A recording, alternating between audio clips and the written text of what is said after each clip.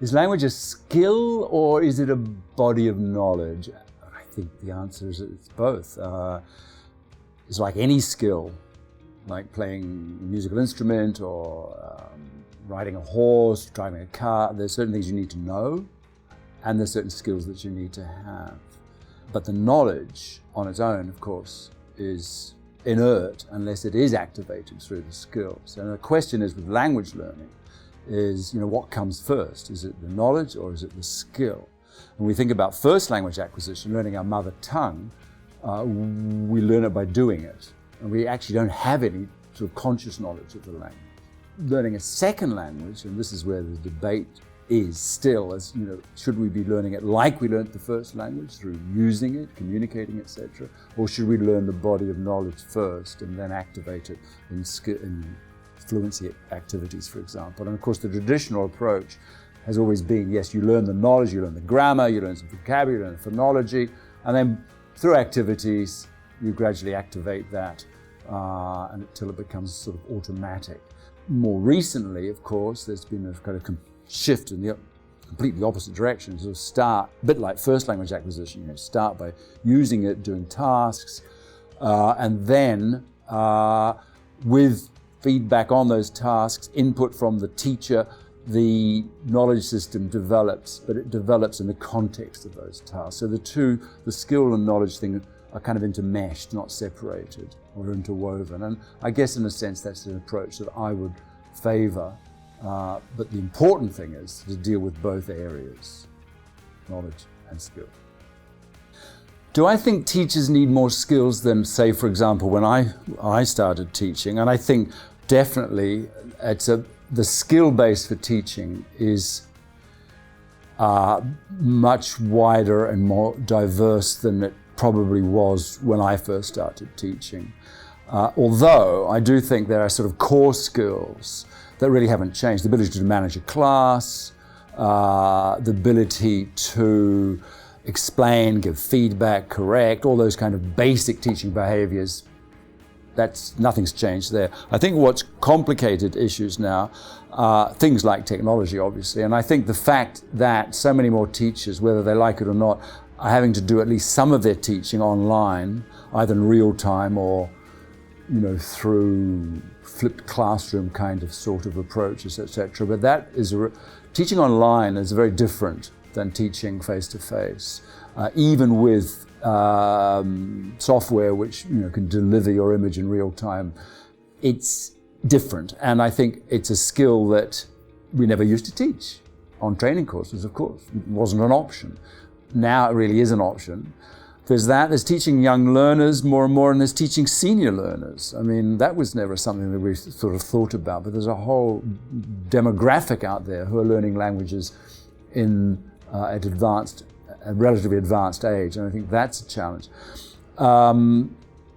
Teaching, going back to the question of technology, learning to integrate technologies that are available to our learners outside the classroom and not ignore them. And I'm thinking of translation software, I'm thinking of social media, all those sort of things that our students are very comfortable with outside the classroom. If we ignore them in the classroom, we ignore them at our peril, and we need to integrate them. I'm not saying they need to bring their phones into the classroom necessarily, but they need to learn how to use and access, like vocabulary learning, digital flashcards, for example, how to access those and use those productively outside the classroom.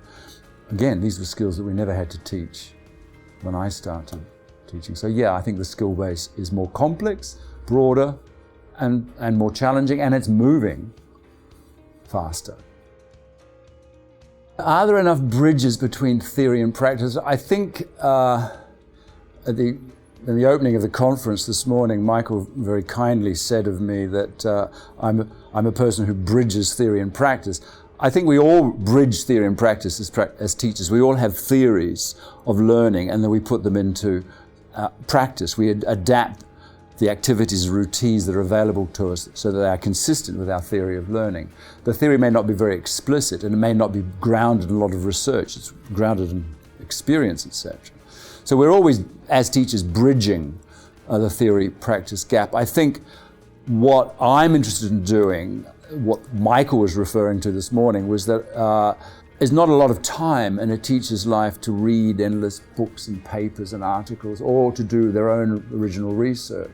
So it's useful to have people who kind of do that for them and say, look, this is what people are saying, this is what people have discovered.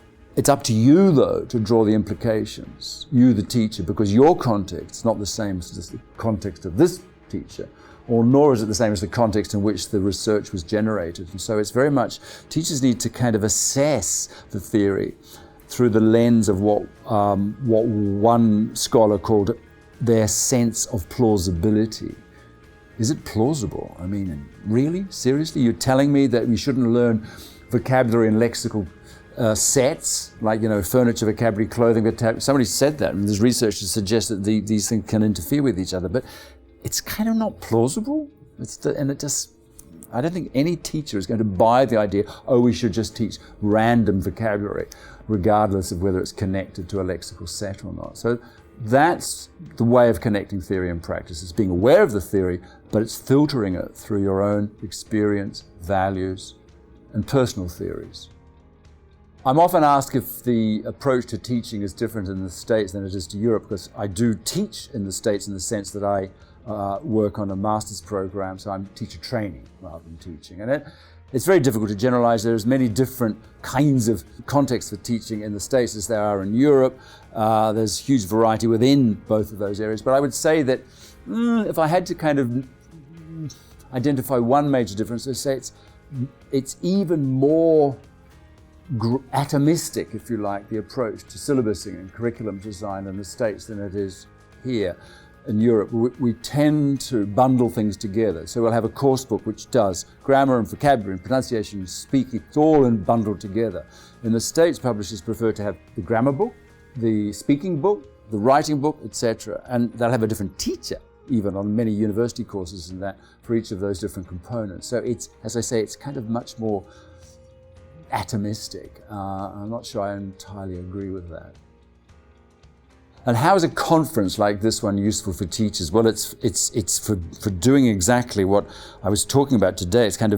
It's challenging assumptions that we have. It's always good to have our complacent assumptions kind of challenged, and not in a confrontational way, but to make us think. And coming back to the question of theory and practice, of challenging us to engage with the theories and then think about how they will impact on our practice. I'm aware that a lot of people go to conferences and they want, 5 great ideas for their classroom on Monday. And and that's a completely reasonable expectation, but it's not always one that I personally can meet, because I go to places where I'm simply not familiar with the local context. My objective is to present enough kind of concepts, principles, theories, whatever you want to call them, that will invite teachers to say, yeah, okay, so that means I could do this on Monday. There is a practical outcome. It's not necessarily going to be spelt out, but I will have been challenged to think. My assumptions will be challenged, and hopefully I'll go away a more reflective teacher, and that reflection will feed into my classroom practice.